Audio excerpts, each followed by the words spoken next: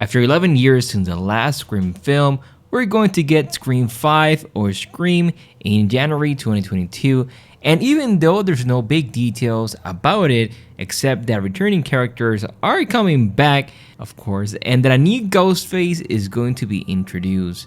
In this video, we're going to take a look at the complete timeline of Scream. From Scream 1 to Scream 4, I will now be talking about the series and it's not really connected to the movies. Welcome, my name is Christian and this is Beyond Films.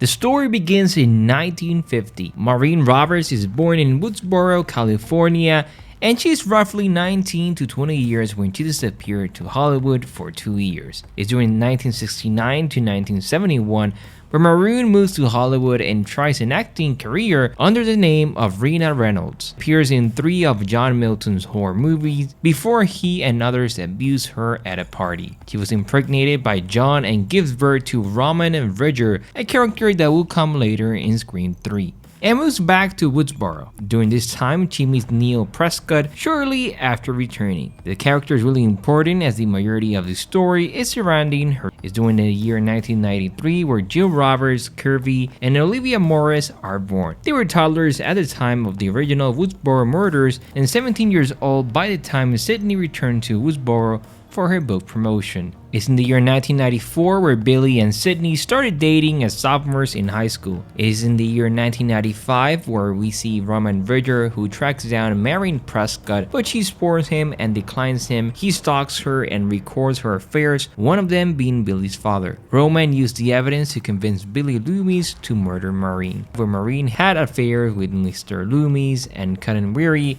being different affairs within the year. Now Miss Loomis finds out and leaves Mr. Loomis despairing Billy. It's during October 1995 where Billy peer pressures to match her and the two kill Maureen and frame Cotton Weary 1 year before the events of Scream. He aids Billy in the killings apparently for no real reason except for peer pressure, claiming that he's too sensitive. They first attack Casey Becker and her boyfriend Steven, and Stu will have personal motivation to kill Casey Becker since the two previously dated, which ended in Stu being dumped by her. It's during the year 1996 October where the events of the first Scream happen, and this is that film. In October 1996, high school student Casey Becker receives a flirty phone call from an unknown person during which they discuss horror movies. However, the caller turns sadistic. He reveals that her boyfriend Stephen Ort is being held hostage on her patio and demands that she answer questions about horror films. After Casey gets one wrong, Steve is murdered in front of her. When Casey refuses to answer more questions, she is murdered by a masked person. Shortly after, they find her a disemboweled corpse hanging from a tree. The following day, the news media descend into the town and a police investigation begins. Meanwhile, Sydney Prescott struggles with the impending first anniversary of her mother's Maureen murder by her lover, Cotton Weary.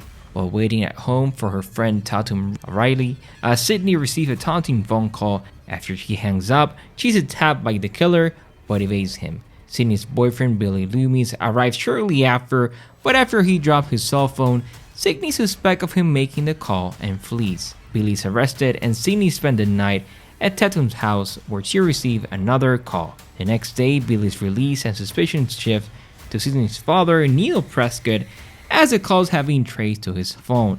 School suspended in the wake of the murders. After the students have left the school, the killer stabs Principal Hembry to death in his office. Tatum's boyfriend, Stu Masher, throws a party to celebrate the school closure. It's during this where reporter Gail Weather attends uninvited to cover a situation as she suspects the killer is going to strike. Tatum's older brother, Deputy Sheriff Dewey Riley, also looks out for the murderer at the party. The killer corners Tatum in the garage and murders her by crushing her neck with the garage door. Billy arrives to speak to Sydney privately, while Dewey and Gail investigate the area nearby. Many party attendees are drawn away after hearing news of Hembry's death, leaving only Sydney, Billy, Randy, Stu, and Gail's cameraman Kenny. Sydney and Billy are confronted by the killer, who attacks Billy. Sydney narrowly escapes from the house and seeks help from Kenny, but the killer slashes his throat. Gail and Dewey, having discovered an abandoned car that belongs to Neil Prescott, make their way back. Gail tries to escape in her van but drives out the road to avoid hitting Sydney and crashes. Meanwhile, Dewey is stabbed in the back while investigating the house, and Sydney takes his gun for protection. Stu and Randy appear and accuse each other of being the killer. Sydney retreats into the house where she finds Billy wounded but still alive. She gives Billy the gun before he lets Randy into the house and shoots him. Billy reveals that he feigned his injuries and that he's actually the Ghostface killer, with Stu shortly outing himself as his accomplice and the second Ghostface killer. Yeah, there's two Ghostface killer. Billy and Stu discuss their plan to kill Sydney and pin their murder spree on her father, whom they had taken hostage. The pair also revealed that the two of them murdered her mother and framed Cotton for it, and he was having an affair with Billy's father, which drove his mother away. Gail, who survived the crash, intervenes, and Sydney takes advantage of this to turn the tables on her attackers, knocking out Billy with an umbrella and dropping the television set on Stu's head, which kills him. Billy then awakens and attacks Sydney, but Gail shoots him. Randy is revealed to be wounded but alive, and remarks that the killer always surfaces for one last scare.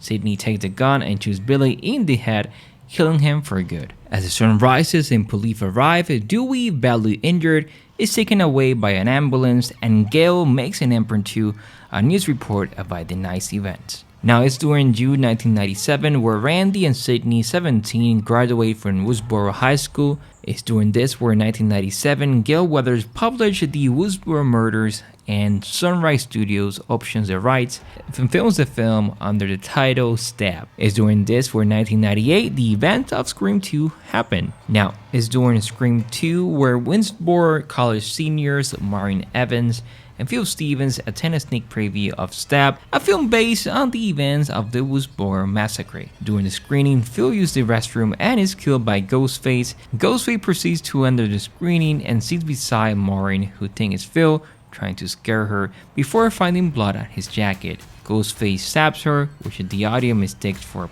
publicity stunt, until Maureen falls dead in front of the movie screen. Following day, the news media, including local journalist Debbie Salt, descend on the Woodsboro College where Sydney Prescott studies, alongside her best friend Haley McDaniels, her new boyfriend Derek Feldman, fellow Woodsboro survivor Randy Meeks, and Derek's best friend Mickey Altieri. Two other Woodsboro survivors arrive at the campus, police officer Dewey Riley to offer Sydney protection, and reporter Gail Weathers to cover the case. Gail tries to stage a confrontation between Sydney and Cotton Weary, who is attempting to gain fame from his exoneration for the murder of Sydney's mother, Maureen Prescott. After Gail confronts Sydney and Cotton, Sydney hits her. Later that evening, Sydney and Hallie attend a party at a sorority house, and Ghostface, a murdered student, Cece Cooper. After all the partygoers leave, Ghostface enters the house and attacks Sydney, and Derek intervenes. Ghostface injures Derek but flees when the police arrive. Later, after realizing that Cece's real name is Casey, Gail theorizes that the new Ghostface target student having the same name as the Woodsboro murder victims, while Randy explained to Dewey the rules of horror movie sequels and theorized that the killer is likely someone that Sydney knows. Gail, Dewey, and Randy are talking on the campus lawn when Ghostface calls, hinting that he's watching them. Gail and Dewey decide to search for him while Randy keeps him talking. As Gail and Dewey are looking around the campus, Ghostface drags Randy into Gail's broadcast van and murders him. As night falls, Dewey and Gail review the tape of Ghostface killing Randy. The killer attacks them, stabbing Dewey, while Gail escapes. Two officers drive Sydney and Hallie to a local police station, but Ghostface murders them. In the ensuing struggle, Ghostface is knocked unconscious but soon revives and kills Hallie, prompting Sydney to flee. Back at the campus, Sydney finds Derek in the auditorium, tied to a cross, consequences of an early fraternity hazing ritual. Sydney begins to untie him. When the Ghostface arrives, the killer reveals himself to be Mickey and shoots Derek, killing him. Mickey tells Sydney that he intends to kill her and allow himself to be arrested so he can blame violence in movies for the murders at his trial. He then introduced Debbie Salt as his accomplice, whom Sydney recognized as Mrs. Loomis, who he's seeking revenge against Sydney for killing her son, Billy Loomis. Mickey explained that Mrs. Loomis paid for Mickey's tuition fee in exchange for his killings. Mrs. Loomis then betrays Mickey and shoots him. Before Mickey collapses, he shoots Gail, causing her to fall off the stage. Sydney and Mrs. Loomis fight until Cotton intervenes and Mrs. Loomis holds a knife to Sydney's throat. In exchange for an interview with Diane Sawyer, Cotton shoots Mr. Loomis in the throat. As they debate whether or not Mr. Loomis is dead, they find Gail is still alive. Mickey suddenly resurfaces, to which Gail and Sydney retaliate by shooting him to death. Sydney turns to Mrs. Loomis and shoots her in the head to ensure she's dead. When the police arrive in the next morning, Dewey is revealed to be alive and Gail climbs into the ambulance with him rather than taking the opportunity to report to the cameras on the murders, showing that she cared more for Dewey than she always thought. Sydney instructs the press to direct questions to Cotton, rewarding him with the fame he has been chasing while removing the attention from herself at Chile's university campus. It's in the year 1998 where Sydney, 19, drops out of Woodsboro College, moves into an area in north of Hollywood where she adopts a retriever named Cherokee, and she takes a job from home as a crisis counselor under the alias Alora to hide her identity. Her father comes to visit her at some points. It's in the year 1999 where Cotton and Weary parlays his 15 minutes of fame into television series 100% Cotton, and during this Stab 2, based on the Woodsboro College murders, is released. It's on the summer 2000 where the events of Scream 3 happen. Now Cotton is now living in Los Angeles and is the host of a successful talk television show, 100% Cotton, and is contacted by Ghostface, who demands to know the whereabouts of Neil Prescott. He refused to cooperate, and when Ghostface comes to his home, Cotton and his girlfriend Christine are murdered.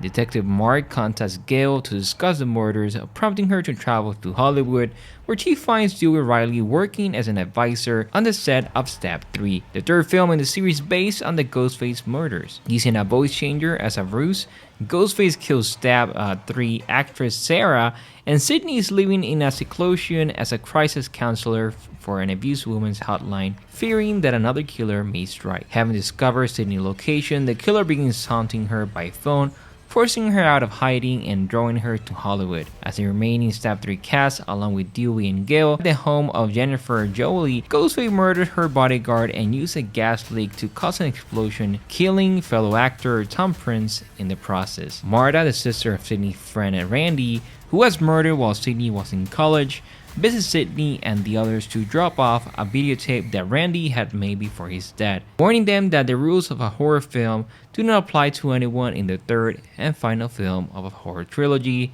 and that any of them, including main character Sydney, could die. Dewey, Jennifer, and the remaining Stab 3 cast, Jelena and Tyson, attend a birthday party for Stab 3 director Roman Bridger, where Ghostface strikes. Gail discovers Roman's dead body in the basement, and Jelena wanders off alone before she's also murdered.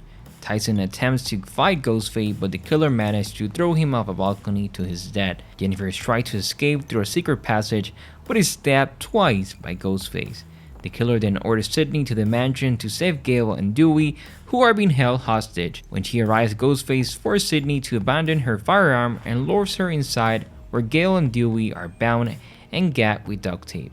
As Sydney is untying them, Ghostface appears, and Sydney gains the upper hand using a second hitting gun to fight him off. Detective Kincaid shows up but is knocked unconscious by Ghostface. Sydney flees and hides in a secret screening room where she encounters Ghostface. He revealed himself as a Roman, having faked his death and survived being shot due to bulletproof vests. Roman admits to being Sydney's half-brother, born to their mother, Maureen Prescott, who you know from the beginning of the video, when she was an actress in Hollywood. As you know, he was trying to connect with her, but this did not go as planned. Roman will film all the men she was with, and he showed Billy Loomis the footage of his father with Maureen, which motivated him to kill her, those setting off the string of murders in Sydney's hometown and at her college. However, when he discovered how much fame Sydney has attracted to those events, Roman snapped and lured Sydney out of hiding. Roman then tells Sydney of his plan to frame her of the murders before killing staff producer John Milton, whom he kept tied up and engaged in a closet. Sydney tells Roman that she's responsible for all the events that have occurred. A fight ensures between Sydney and Roman, which ends with Roman shoots Sydney in the chest. Sydney disappears only to reappear and stab Roman multiple times. As he lies bleeding, Sydney shows him that she too was wearing a bulletproof vest. Dewey and Gail arrive when Roman suddenly resurfaces with a knife. Unaware of his bulletproof vest, Dewey shoots him, but Sydney yells at him to shoot Roman in the head, which Dewey does, finally killing him. Sometime after, at Sydney's house, Dewey proposed to Gail, who accepts. Sydney returned from a walk with her dog and leaves her gates, which were previously shown to be alarmed, open. She enters her home and is inviting to join Dewey, Gail, and Detective Kincaid to watch a movie. As she goes to join the others, her front door blows open behind her, but she walks away, leaving it as it is, finally confident that the murders are over. Or so they are. From 2001 to 2009, after the events of Scream 3, according to Jenny Randall, Sydney threatened to sue the studio if they use her story, so they made a new innovation for stories. The Stab franchise continued with Stab 4, 5, and 6. Gill, now 8 to 18, grows jealous of her cousin Sydney for her fame. It's from the year 2001 to 2009, where Sydney's father, Neil Prescott, passes away due to a heart attack. Sydney mourns, but he becomes inspiration for her to write her book, Out of Darkness. It's in the year 2010 where Stab 7 is available on DVD. It's in the year October 2010 where the events of Scream 4 happen. On the 15th anniversary of the original Woodsboro massacre, high school students Jenny and Marnie are murdered by a new Ghostface. The following day, Sydney Prescott returns to Woodsboro to promote her self-book with her publicist and secretary Rebecca Walters. After evidence is found in Sydney's rental car, Sydney becomes a suspect in the murders and must stay in town until they are solved. Sydney's cousin Neil Roberts, who is coping with the infidelity of her ex-boyfriend Trevor, gets a phone call from Ghostface, as does her friend and neighbor Olivia Morris. Gill and Olivia, alongside their friend Trevor Reeds, are questioned about their calls by Dewey Riley, who is now the town sheriff, while his deputies Judy Hicks, Anthony Perkins, and Russ Hawks assist him in the case. Meanwhile, Dewey's wife Gail Weathers is struggling with writer's block and decides to investigate the murders, much to her husband's dismay. Sydney stays over with Gill and her aunt Kate. Later that night, Olivia is killed by Ghostface as Gill and Kirby watch in horror.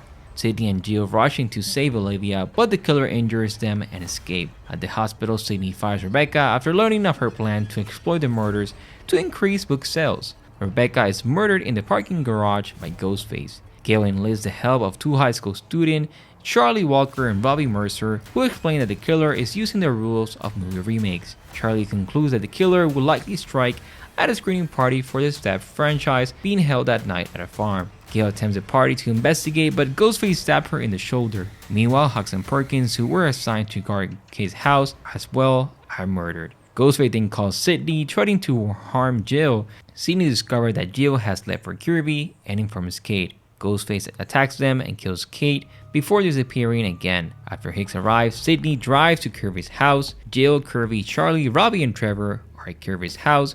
When Ghostface shows up and kills a drunken Robbie, Sydney arrives at the house to leave with Gill, but they're both chased by Ghostface. Sydney evades the killer and calls Dewey. As Sydney tries to find Gill, Kirby is forced to answer horror movie trivia to save Charlie, who is tied up outside. After Kirby answers Ghostface questions, she goes outside to Auntie Charlie, who immediately stabs her and reveals himself as Ghostface. Before leaving her to bleed out, Sydney is confronted by Charlie and is stabbed by a second Ghostface, who is revealed to be Gill. Charlie is a complex and mastermind behind the killings.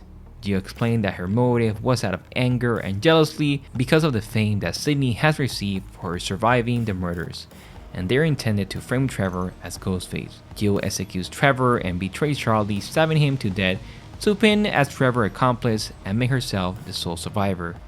Gill stabs Sydney and mutilates herself to frame Trevor as her attacker. Dewey, Hicks, and the police arrive at the house as Sydney and Gill are taken to the hospital. After discovering that Sydney has survived, Gill goes to Sydney's hospital room and attempts to kill her. Dewey, Gail, and Judy intervene, having been clued by detail about Gill's injury that Gill somehow knew. Gill subdues Dewey and Hicks and holds Gail at gunpoint before Sydney incapacitates her with a defibrillator and fatally shoots her. Dewey calls in a police unit as twin reporters outside named Gill as his sole surviving hero. And that is the events of Scream 1 to Scream 4. Scream 5, or just Scream, is coming soon, and the information we have is the following. 25 years after a streak of brutal murders shocked the quiet town of Woodsboro, a new killer has done the Ghostface mask and begins targeting a group of teenagers to resurrect secrets from the town's deadly past. What are your thoughts on the video? Leave your comments below. Thank you so much for watching, and I'll see you in the next one. Bye bye, everyone.